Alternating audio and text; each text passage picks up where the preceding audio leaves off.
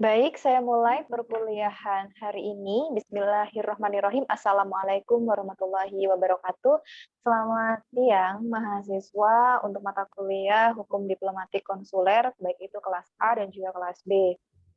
Pada kesempatan kali ini, saya ingin kembali melanjutkan untuk memberikan materi pada mata kuliah Hukum Diplomatik Konsuler, melanjutkan perkuliahan kita yang sebelumnya, bahwa kemarin kita sudah membahas tentang Konvensi Wina 1961, Konvensi Wina 1963, lalu Konvensi New York 1969.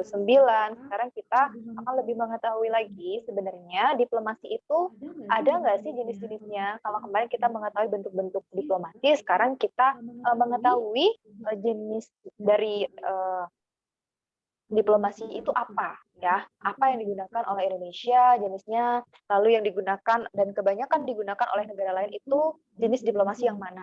Di sini ada 32 jenis diplomasi yang dapat saya sajikan kepada teman-teman mahasiswa, mulai dari jenis-jenis diplomasi yang sudah tidak dipakai lagi hingga yang masih tetap dipakai pada saat ini gitu loh. Masih relevan untuk digunakan hingga saat ini. Ada 32 jenis diplomasi ya.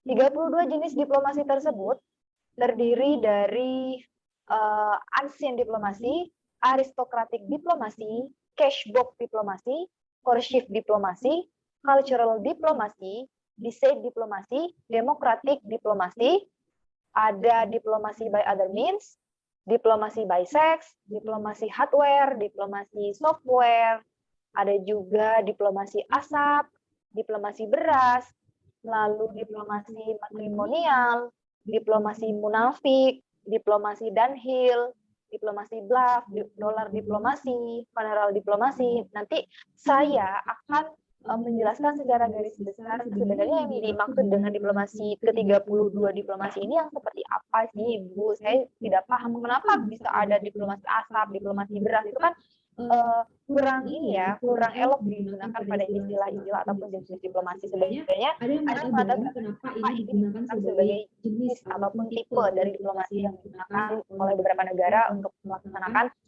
diplomasi itu. Yang ke-20 di sini ada gagas diplomasi, ada military diplomasi, missile diplomasi, diplomasi, oil diplomasi, old diplomasi, open diplomasi, prestige diplomasi, preventive diplomasi, public diplomasi, resource diplomasi, reunion diplomasi, secret diplomasi ya. Saya jelaskan mulai dari yang pertama terlebih dahulu, yaitu unsur diplomasi, di mana unsur diplomasi ini merupakan diplomasi pada masa-masa kuno, ya, diplomasi yang dijalankan oleh negara-negara yang ada pada masa itu dan berdiri pada masa sebelum Masehi kuno. Contohnya seperti India kuno. Jadi pada unsur diplomasi ini sudah tidak relevan lagi digunakan pada masa saat sekarang ini dan sudah banyak negara-negara yang meninggalkan unsur diplomasi ini. Kemudian ada aristokratik diplomasi, di mana aristokratik diplomasi ini adalah hanya dikhususkan bagi kaum-kaum bangsawan, hanya dikhususkan bagi kaum aristokrat ya. Kenapa ini dikatakan sebagai kaum bangsawan ataupun kaum aristokrat? Karena pada prinsipnya aristokratik diplomasi ini menekankan bahwa orang ataupun yang bukan merupakan kaum bangsawan maka dia tidak dapat ataupun tidak bisa melakukan aristokratik diplomasi berdasarkan jenisnya itu. Yang selanjutnya ada cashbox diplomasi. Nah, kita kalau lihat kata-kata cashbox ya, jadi kotak uang. Sebenarnya kenapa ini bisa dikatakan sebagai kotak uang dan merupakan jenis diplomasi gitu loh. Jadi sebagai sarana saja. Jadi ini pengistilahan cashbox ini digunakan sebagai sarana bahwa dalam melakukan sebuah hubungan diplomatik, maka diplomasi ini bisa memanfaatkan instrumen apa saja, dapat memanfaatkan media apa saja, entah itu uang, militer, yang intinya itu menggunakan sumber daya yang masuk, artinya keuangan negara. Jadi menggunakan cashbox ini digunakan sebagai media ataupun perantara yang dapat membuat para pihak itu sepakat bersetuju untuk dilakukan yang namanya diplomasi. Diplomasi ataupun jenis diplomasi yang selanjutnya di sini ada courtship diplomasi, di mana ini menggunakan cara-cara paksaan. Nah, cara-cara paksaan ini sudah tidak relevan lagi digunakan pada saat ini karena ini juga ada hubungannya dengan itikat baik ya, asas itikat baik dalam sebuah perjanjian internasional, lalu asas-asas hukum umum dalam hukum internasional, perjanjian internasional itu apa saja, maka ini tidak boleh dan tidak diperkenankan untuk tidak diperkenankan untuk melakukan sebuah paksaan dalam menyepakati sebuah kerjasama. Yang dilakukan, biasanya ini dilakukan oleh negara-negara yang lebih kuat terhadap negara-negara yang lebih lemah. Jadi negara A dan negara B ini ada yang lebih power, ada yang lebih super kekuatannya. Ya, contohnya negara A yang melakukan sebuah hubungan internasional dengan negara B, kemudian si negara A itu harus tunduk kepada negara B, sedangkan negara B ini merupakan negara yang lebih kuat misalnya, atau negara A yang lebih kuat. Nah, kemudian negara yang lebih kuat itu memaksa kepada negara yang lebih lemah bahwa apabila mereka tidak mengikuti apa yang diinginkan, apa yang menjadi kemauan dari si negara yang lebih kuat itu, maka itu tidak akan terjadi diplomasi, tidak akan terjadi kesepakatan. Nah, itu makanya dikatakan sebagai cara-cara yang merupakan paksaan. Jadi kalau yang namanya sebuah perjanjian itu atas dasar paksaan, maka itu sifatnya adalah batal demi hukum, gitu ya. Kemudian selanjutnya di sini ada cultural diplomasi. Nah, kita sudah ada pada pembahasan tentang budaya ya, kebudayaan diplomasi. Diplomasi dengan istilah culture diplomasi ini ya, diplomasi ini menggunakan kegiatan-kegiatan kebudayaan seperti pengiriman misi kesenian ke negara tujuan untuk menimbulkan dan memperoleh kesan ataupun citra yang baik. Jadi strategi yang paling epik digunakan dan paling baik digunakan, kalau menurut saya ini bisa dikatakan adalah cultural diplomasi. Kita mengunggulkan negara kita dengan apa yang kita punya, apa yang menjadi keunggulan kita, apa yang bisa kita eksplor gitu ya. Jadi misalnya kita punya kesenian apa nih, tari-tariannya, atau misalnya kesenian yang lainnya, bahasanya. Nah, kekayaan-kekayaan seperti itu kita tampilkan, kita tampakkan kepada negara luar bahwa kita sebenarnya itu punya yang namanya daya tarik gitu kan. Kemudian dengan adanya daya tarik seperti ini, maka yang namanya sebuah diplomasi itu akan segera tersepakati. Jadi mereka tidak akan ragu lagi untuk melakukan kerjasama dengan negara kita, gitu. Kemudian jenis diplomasi ini adalah jenis diplomasi yang juga tidak baik ya digunakan. Selain tadi ada juga diplomasi dengan paksaan ya. Di sini pada diplomasi tipu daya yang seperti ini adalah sebutan yang pada masa tersebut lebih melekat kepada diplomasi yang sebenarnya itu sering dipraktekkan oleh para negarawan Byzantium. Jadi tipu daya ini harus menghindari upaya-upaya negara lain yang lebih kuat. Nah, meskipun ini adalah upaya dari negara yang lebih lemah ataupun negara dengan middle power, negara dengan low power, maka negara-negara dengan low power dan middle power ini mencari strategi lain, yaitu dengan cara apa? Yaitu dengan cara diplomasi. Kemudian cara diplomasi ini digunakan sebagai taktik ya, sebagai cara yang gitu agar bisa memberikan kesan yang baik, tapi sebenarnya tidak seperti itu. Nah, itu yang dikatakan sebagai tipu daya. Kita membuat sebuah strategi agar negara yang kita inginkan untuk bekerja sama dengan kita itu mau bekerja sama dengan kita, padahal sebenarnya apa yang kita tampakkan, kita tampilkan, ataupun kita sajikan kepada mereka, kita tawarkan kepada mereka, sebenarnya kita tidak ada, ataupun kita tidak punya, itu namanya tipu daya. Gitu loh. Dan ini sebenarnya tidak boleh ya digunakan, apalagi dalam mencapai sebuah kesepakatan, itu tidak baik ya digunakan, karena ini sudah keluar dari asas etikat baik gitu loh. Kemudian yang selanjutnya ada demokratik diplomasi. Nah, demokratik diplomasi ini merujuk kepada pola pertanggungjawaban pelaksanaan politik luar negeri yang biasanya ini berlaku di negara-negara barat ya, seperti di Amerika Serikat. Dan juga proses politik yang berlaku di Amerika Serikat ini berkaitan dengan keterlibatan internasional pemerintahnya. Karena demokrasi demokratik ini digunakan ataupun biasanya digunakan oleh negara-negara di luar seperti Amerika Serikat, maka ini berkaitan dengan keterlibatan internasional pemerintahan di Amerika Serikat. Nah, maka pola pertanggungjawabannya itu secara politik itu harus mengikuti apa yang diinginkan oleh negara Amerika Serikat dalam mereka itu melakukan sebuah diplomasi.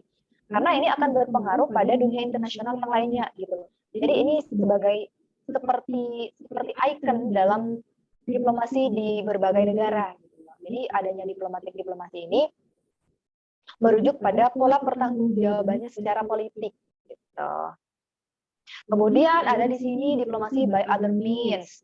Diplomasi by other means ini, istilah ini digunakan untuk memperhalus saja dari istilah perang. Jadi sebenarnya ini adalah merupakan cara diplomasi dengan cara-cara kekerasan. Dan sebenarnya ini juga tidak baik digunakan karena harusnya kita sebelum menggunakan cara-cara kekerasan, ada baiknya kan kita menggunakan cara-cara yang lebih humanis, cara-cara yang lebih damai ya. Sehingga dengan cara-cara diplomasi by other means ini tidak selalu menjadi hal yang utama ataupun tidak selalu menjadi yang diutamakan untuk dapat dilakukan mencapai kesepakatan itu. Nah, karena ada pemikiran seperti ini, pemikiran yang menganggap bahwa ketika negara tersebut menang di area perang, di medan perang, mereka identik dengan mereka itu juga menang di meja perundingan. Nah, kalau perang itu bukan negosiasi, maka ia bukan diplomasi, gitu loh. Ya, bisa dipahami. Jadi untuk mereka dapat dikatakan menang, mereka harus menang dulu di area perang, di medan perang. Maka mereka juga akan dianggap menang di meja perundingan, gitu loh. Jadi siapa yang kalah itu harus mengikuti siapa yang menang. Selanjutnya di sini ada diplomasi by sex. Diplomasi by sex ini sudah ada beberapa contoh kasus ataupun kejadian-kejadian dan fenomena-fenomena yang telah terjadi di berbagai negara. Contohnya di sini ada, saya mengambil contoh dari Cleopatra dan juga dari Ratu Elizabeth. Yang mereka gunakan dalam memperlancar misi diplomatik mereka dalam melakukan sebuah misi, ya, mereka menggunakan daya tarik secara seksualitasnya. Nah, contohnya di sini ada Cleopatra. Ya. Untuk menghindarkan Mesir dari serbuan tentara Romawi, Cleopatra ini rela menikahi Antoni. Nah, itu yang dikatakan sebagai cara ataupun jenis yang dilakukan sebagai upaya untuk menghalau musuh dari serbuan tentara Romawi di Mesir dengan cara menikahi Antoni itu. Kemudian ada juga kasus yang diperlihatkan pada masa ataupun pada abad ke-17, di mana pada abad itu Ratu Elizabeth ini dari Inggris belum mempunyai kekuatan yang besar. Nah, sehingga dengan menggunakan seksualitasnya sebagai senjata, Elizabeth ini melakukan berbagai macam rayuan, menggoda para pimpinan di sana, di Prancis. Kemudian dia itu mempermainkan cinta mereka. Jadi yang cukup lama dengan berbagai macam orang dari kerajaan di Prancis itu, Ratu Elizabeth ini menggunakan daya tarik secara seksualitasnya itu loh. Ya, jadi seperti itu. Selanjutnya di sini ada diplomasi hardware yang ke-10, di mana piranti keras ini digunakan ataupun diistilahkan sebagai gedung, ya, gedung diplomatik ataupun gedung-gedung pemerintahan di sana. Dalam kejadian seperti ini, gedung kedutaan yang disediakan oleh negara di mana sebuah misi akan ditempatkan, ini bisa memunculkan insiden diplomatik karena adanya upaya penyadapan atau banding ataupun spionase oleh negara yang menyediakan gedung tersebut. Nah, jadi tujuan utamanya ini adalah pada gedungnya. Jadi mereka melakukan sebuah penyadapan atau banding itu dengan cara mereka itu melakukan penyadapan terhadap gedung-gedung kedutaan, yang kemudian nanti ini akan memunculkan insiden-insiden yang harus mau tidak mau dilakukan oleh kedutaan itu agar mereka itu mau menyetujui, gitu loh ya.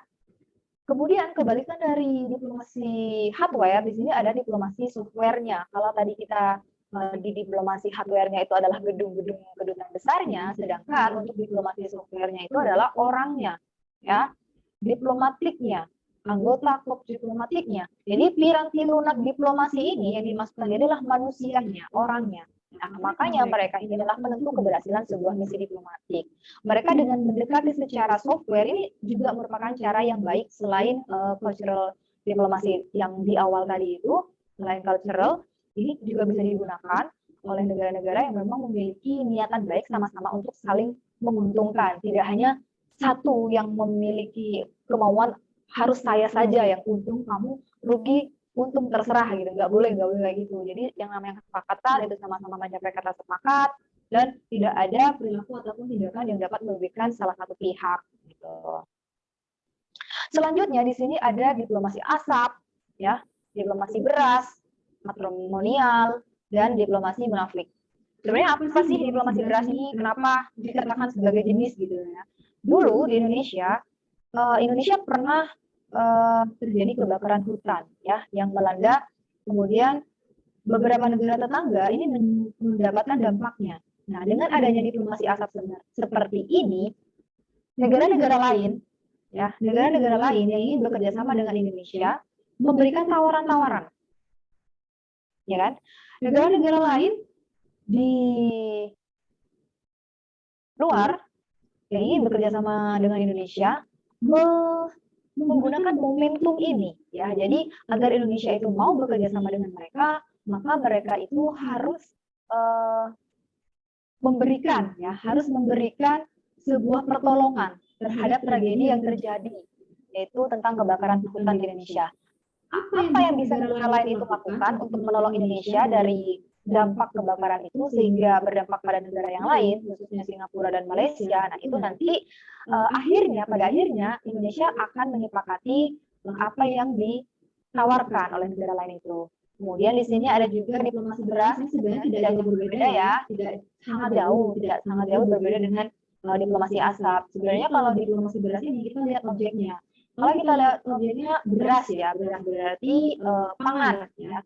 Jadi beberapa daerah di Indonesia ini dianggap seolah-olah mendapatkan bencana kelaparan yang terjadi di seluruh Indonesia. Itu mereka menganggap seperti itu. Jadi mereka beranggapan bahwa Indonesia sedang berada dalam kondisi yang tidak baik-baik saja. Kemudian negara lain yang ingin mendukung ataupun membantu Indonesia dari kondisi kelaparan itu, mereka membuat tawaran. Misalnya mereka dengan pemasok beras terbanyak akan menghentikan proses ekspor mereka ke negara Indonesia agar Indonesia itu mau untuk melakukan kerjasama gitu.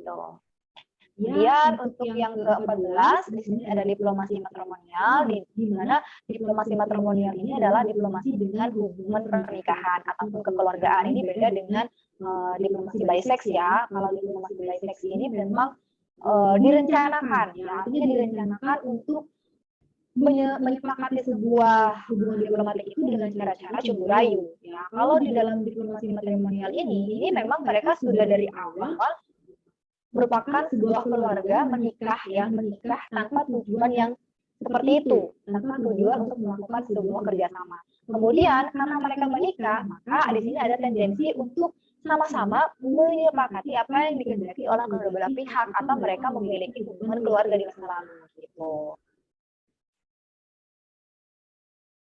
Dan yang selanjutnya di sini ada diplomasi munafik ya. Diplomasi munafik ini adalah istilah yang secara khusus diberikan pada sikap negara-negara seperti negara-negara yang cenderung untuk berkhianat ya, berkhianat dari apa yang mereka telah sepakati. Mereka itu munafik dalam membuat kesepakatan, mereka tidak menepati janji mereka. Mereka mengingkari perjanjian yang sudah disepakati. Contohnya seperti negara-negara Israel yang pada awalnya mereka melaksanakan perjanjian mereka dengan baik, kemudian di pertengahan karena ada beberapa hal mungkin yang mereka pertimbangkan itu dapat merugikan negaranya dan itu akan akan berpengaruh terhadap kestabilan negara di Israel, maka mereka ingkar, maka mereka itu tidak menepati janji yang telah disepakati.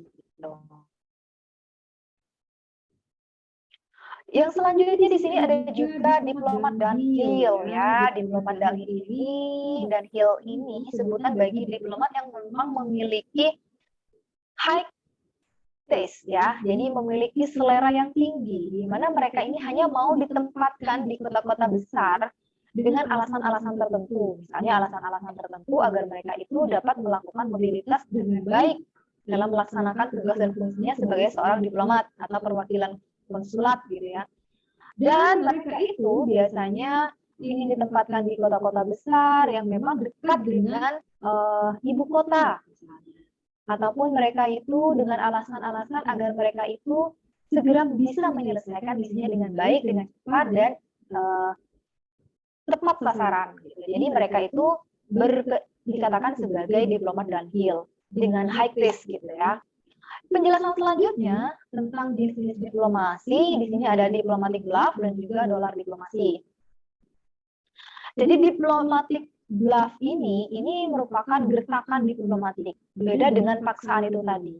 Nah, kalau paksaan itu tadi itu dipaksa secara artinya kalau paksaan itu adalah dipaksa secara personal ya. Dipaksa secara personal itu artinya mereka itu kalau mereka tidak melaksanakan perjanjian itu, mereka akan mendapatkan punishment ya, akan mendapatkan sebuah ganjaran lah intinya. Kalau mereka tidak membuat ataupun menyepakati apa yang ditawarkan oleh negara yang memiliki kekuatan yang lebih besar, mereka akan cenderung untuk memberikan sebuah ancaman. Nah, beda kalau dengan diplomatic bluff ya. Diplomatic bluff ini hanya sebuah gertakan saja. Dengan mereka itu memberikan gertakan, maka mau tidak mau negara yang diajak untuk melakukan kerjasama itu akan mengikuti apa yang kita mau, gitu loh ya. Jadi mereka itu bilang seperti ini, hey you, jika kamu tidak mau mengikuti apa yang saya katakan dalam surat perjanjian ini, silahkan kamu pergi dan keluar dan bawa perjanjian itu. Saya tidak mau bekerja sama dengan negara kamu, gitu misalnya. Nah, ancaman-ancaman seperti itu akan membuat down bagi negara yang lebih rendah misalnya, ataupun negara yang lebih low power gitu. Karena mereka menganggap kalau saya tidak mengikuti apa yang mereka tawarkan di dalam surat perjanjian, maka mereka tidak akan mau bekerja sama dengan saya. Hanya segerakan seperti itu saja, gitu, tanpa ancaman. Toh kalau mereka itu tidak mau bersepakat, karena mereka itu merasa ada yang harus diklarifikasi dari apa yang ditawarkan itu, maka itu tidak apa-apa, tidak ada imbasnya, gitu, nggak ada imbasnya bagi negara yang menolak. Sedangkan yang pertama tadi itu ada imbasnya, ada efeknya, ada feedbacknya gitu ya kan.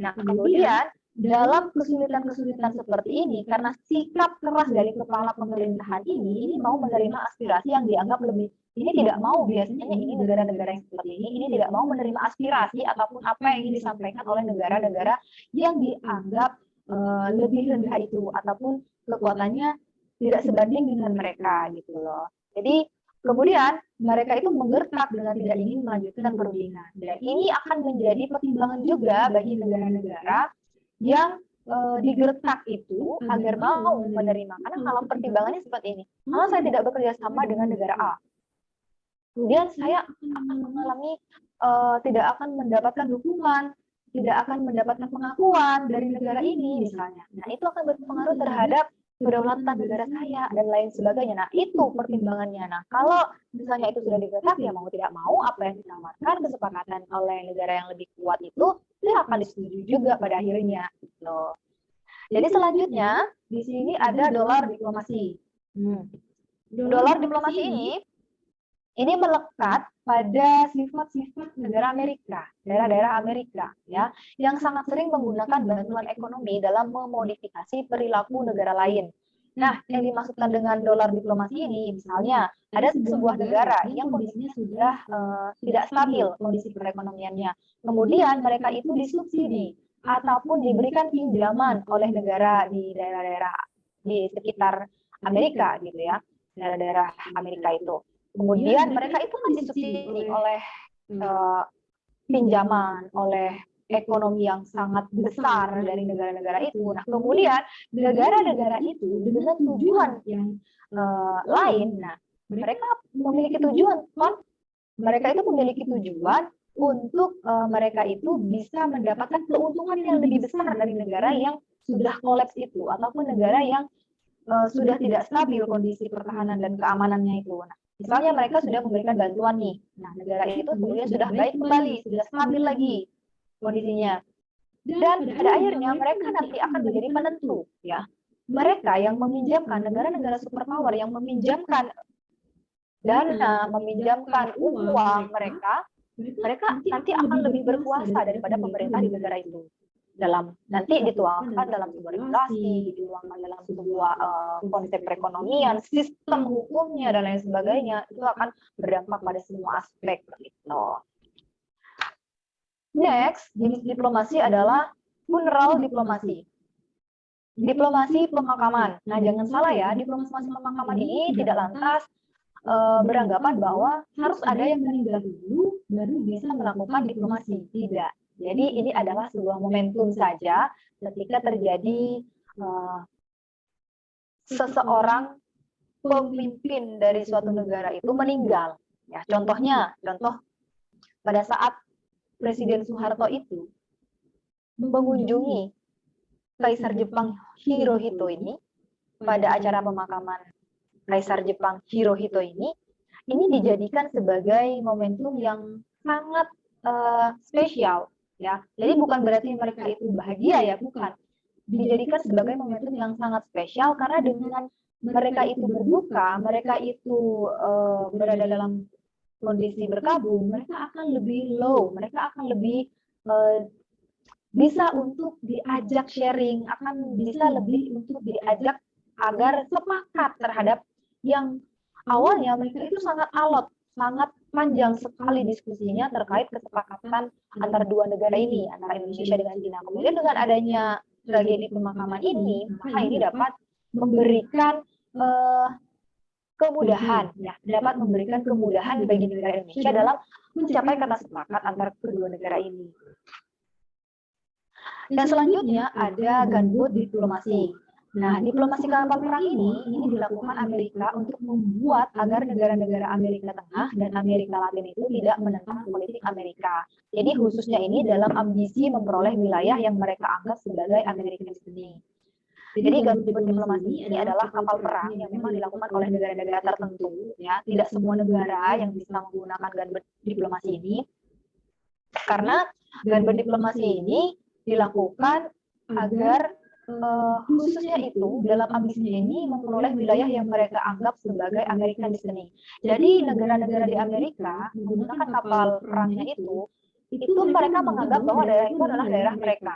Jadi dengan cara seperti itu mereka menganggap daerah itu, wilayah itu yang mereka katakan sebagai American destiny itu akan menjadi miliknya, akan menjadi kekuasaannya, gitu.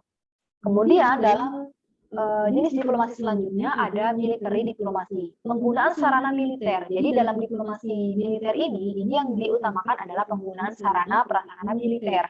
Jadi bukan kekuatan nyata militer sebagai alat untuk memenuhi negara lain secara langsung, tapi penggunaan sarana militer ini ditujukan untuk membantu bagi negara-negara yang memang membutuhkan pertolongan militer.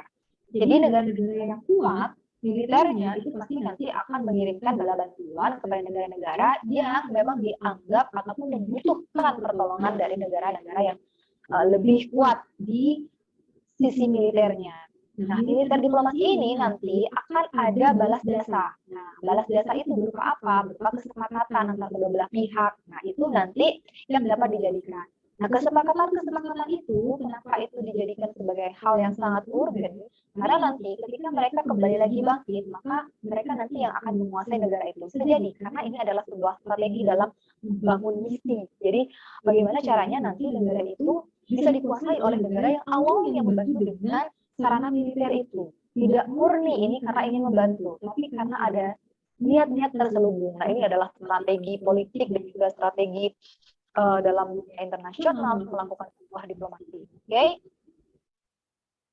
Kemudian di sini ada missile diplomasi atau diplomasi peluru kendali, ya.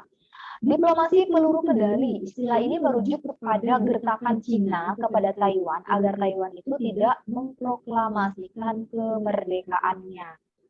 Jadi di sini ada tekanan dari negara Cina kepada negara Taiwan ini dengan cara peluru, dengan cara gencatan senjata, dengan cara mereka itu diancam, artinya mereka ini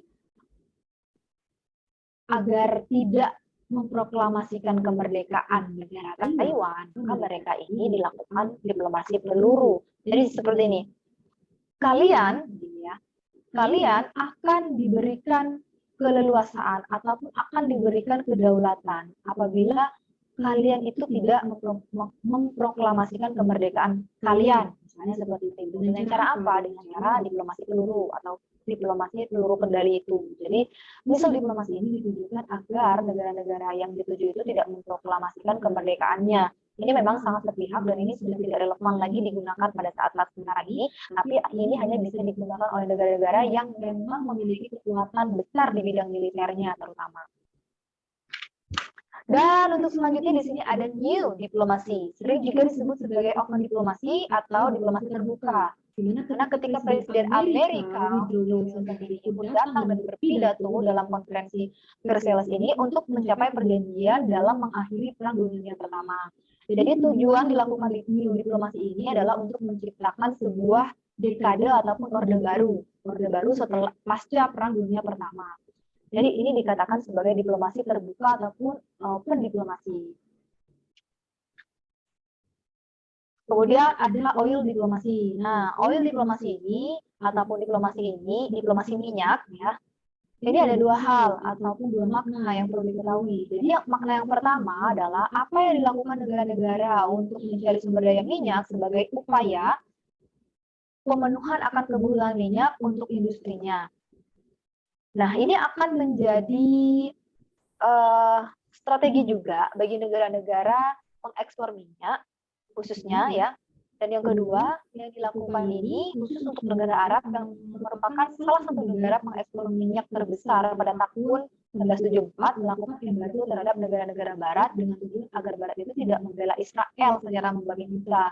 Jadi dengan persyaratan-persyaratan melalui ekspor minyak ini, mereka dapat menekan ataupun memberikan tekanan kepada negara yang bertujuan untuk membela Israel itu, sehingga mereka itu tidak melakukan pengiriman ataupun pengeksporan minyak ke negara-negara itu, yang negara-negara itu membela Israel. Jadi seperti itu. Dengan mereka melakukan pemogokan, embargo, ya, mereka itu tidak lagi dapat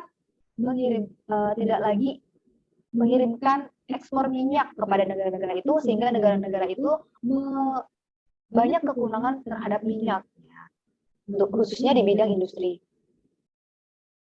Selanjutnya di sini ada old diplomasi. Kalau tadi ada new diplomasi, sekarang ada old diplomasi. Nah, karakteristik diplomasi old ini atau diplomasi lama ini karakternya adalah rahasia, tertutup, elitis atau aristokratik, penuh tipu daya, bahkan cenderung menerapkan prinsip Machiavelli. Jadi prinsip-prinsip yang seperti ini secara lawas lah lama, orde lama gitu ya, ini cenderung kaku, artinya tidak bisa mempolintir hal-hal yang bersifat baru kepada kehidupan yang sudah sangat maju seperti saat sekarang ini. Mereka itu masih cenderung untuk menutup-nutupi, cenderung tidak memiliki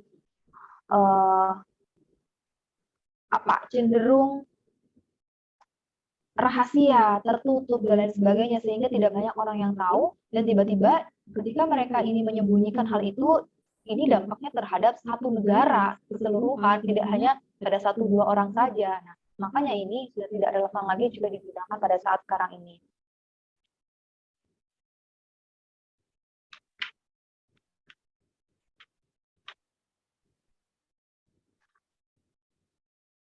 Oke, saya lanjutkan lagi. Oke, selanjutnya adalah open diplomasi atau diplomasi terbuka, di mana gagasan dari diplomasi terbuka ini dilakukan oleh Presiden Amerika untuk mencegah kembalinya praktek-praktek diplomasi lama pada zaman Eropa yang tidak mempunyai akuntabilitas terhadap rakyat. Jadi akuntabilitas ataupun perhitungan terhadap masyarakat yang layak, yang sejahtera itu tidak diperhatikan. Nah, maka ini digunakan dalam cara-cara yang baru, jadi dilakukan secara terbuka agar mencegah kembalinya praktek-praktek diplomasi lama yang memang cenderung untuk mendiskreditkan salah satu ataupun beberapa pihak. Gitu. Kemudian jenis-jenis diplomasi yang selanjutnya di sini ada prestis diplomasi. Prestis diplomasi ini dijalankan sebuah negara untuk memperoleh prestis ataupun status dan juga penghormatan tertentu. Status ataupun penghormatan tertentu yang dimaksudkan di sini adalah ketika sebuah negara itu ingin melakukan kerjasama dengan negara Indonesia, misalnya negara Thailand ingin bekerja sama dengan negara Indonesia, kemudian Indonesia ini dijanjikan, diiming-imingi, ya, kalau Indonesia mau bekerja sama dengan saya, dengan Thailand, maka kamu akan saya berikan penghormatan, akan saya berikan sebuah achievement, ya, akan saya berikan sebuah penghargaan yang sangat istimewa dari negara Thailand. Makanya seperti ini. Nah, mereka akan menjanjikan dan memberikan iming-iming itu sehingga Indonesia mau dan juga negara lain mau itu bekerja sama dengan mereka. Yang selanjutnya di sini ada preventif diplomasi. Diplomasi yang dilakukan secara khusus oleh negara-negara dunia ketiga untuk mencegah keterlibatan superpower ataupun negara-negara yang memiliki kekuatan besar dalam sebuah konflik lokal atau regional dengan cara berusaha menyelesaikan sendiri persoalan ketegangan ataupun konflik regional tersebut. Dengan mereka itu mengedepankan kemandirian mereka bagi negara-negara yang memang tidak mau dibantu oleh adanya keterlibatan dari superpower ataupun negara-negara berkekuatan besar itu, maka diplomasi yang seperti ini akan menjadi daya tarik bagi negara-negara yang lain untuk bekerja sama dengan mereka, sehingga mereka itu tetap eksis tanpa bantuan dari negara-negara superpower. Yang selanjutnya di sini ada public diplomasi yang ke-29 ya. Jadi diplomasi publik ini mempunyai pengertian sebagai upaya-upaya yang memang dilakukan oleh pemerintah suatu negara terhadap publik sendiri maupun masyarakat internasional untuk memperbaiki citra, untuk memperbaiki harkat dan martabat bangsa. Jadi dengan public diplomasi ini secara lebih luas, maka di sini dampaknya juga yang dapat dirasakan oleh masyarakat pada umumnya. Jadi tidak hanya pemerintahannya saja yang diperbaiki. Jadi semua yang dapat merasakan perbaikan-perbaikan itu, pembangunan-pembangunan itu dapat dirasakan oleh masyarakat negara itu, ya. Dan ini pemerintah suatu negara terhadap publik sendiri ini maupun masyarakat ini dituntut untuk memperbaiki citranya. Dengan mereka itu mulai mengevaluasi diri mereka, mulai memperbaiki citra mereka. Jadi tidak hanya di satu sisi saja yang mereka perbaiki, ya. Dalam diplomasi publik diplomasi ini tidak hanya dari segi pemerintahannya yang diperbaiki, tapi dari segi masyarakatnya juga harus diperbaiki. Karena mau tidak mau ketika negara A bekerja sama dengan negara B, ini semuanya akan berkontribusi. Jadi ada pengaruhnya terhadap semua aspek di kehidupan negara A dan B itu.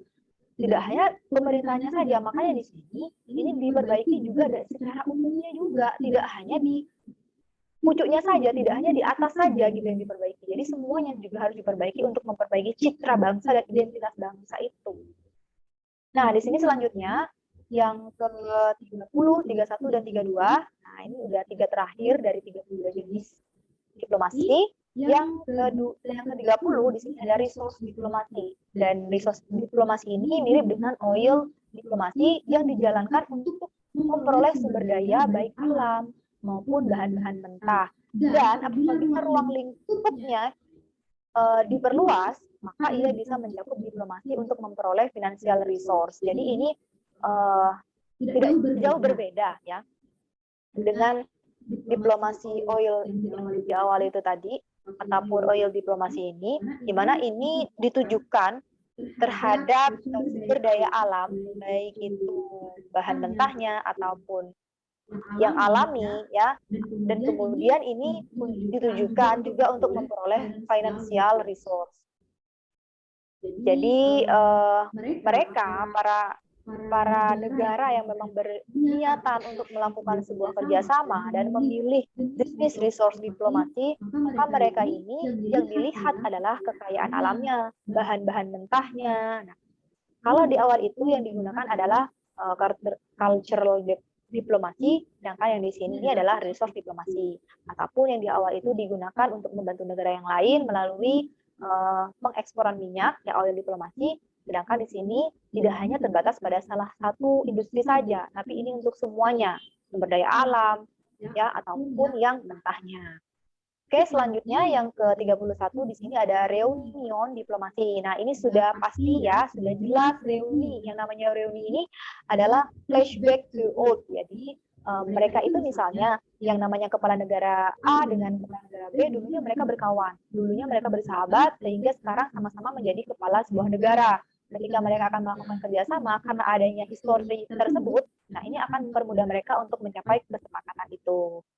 Next, untuk secret diplomasi atau diplomasi rahasia ini yang dimaksudkan adalah apabila diplomasi ini dilakukan oleh pemerintah suatu negara dengan negara yang lain tanpa memberitahukan dan mempertanggungjawabkan kepada rakyatnya. Jadi ketika ini dirahasiakan oleh para pemimpin negara untuk tidak disampaikan secara luas kepada masyarakat, maka ketika terjadi suatu permasalahan peperangan misalnya, masyarakat pasti akan shock, akan kaget dengan keadaan yang seperti ini. Sementara mereka tidak tahu kondisi negaranya seperti apa, tiba-tiba terjadilah yang namanya peperangan. Nah ini yang tidak boleh dilakukan juga yang namanya diplomasi. Kalau memang ini bersifat secara umum, karena memang diplomasi ini ditujukan untuk hal-hal yang bersifat umum, untuk tujuan umum ya memang ya.